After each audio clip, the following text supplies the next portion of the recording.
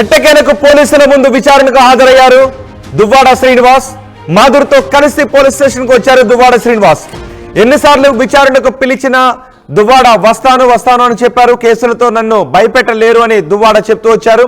ఇప్పుడు Duvvada Srinivas police station కు హాజరవుతున్న దృశ్యాలు కూడా మనం ఆర్టీవీ స్క్రీన్ పైన చూస్తున్నాం. ఎన్ని కేసులు పెట్టినా తగ్గేది లేదు, కేసులను ఎదుర్కొంటాను అని దువ్వాడ అంటూ ఉన్నారు. నాపై ఫిర్యాదు చేయడానికి పవన్ కు దమ్ముందా దమ్ము లేదా అంటూ దువ్వాడ ప్రశ్నిస్తున్నారు. మా అధినేతపై నోరు పారేసుకుంటే చూస్తూ ఊరుకుంటానా అని దువ్వాడ ప్రశ్నిస్తున్నారు.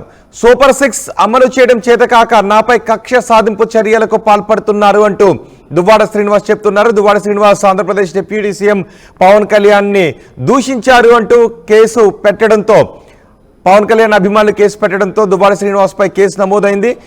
పోలీస్ స్టేషన్ కు దువ్వాడ శ్రీనివాస్ వస్తున్న దృశ్యాలు మనం ఆర్టీవీ స్క్రీన్ పైన చూస్తున్నాం. ఒక్కసారి అక్కడ ఏం జరుగుతుందో చూద్దాం.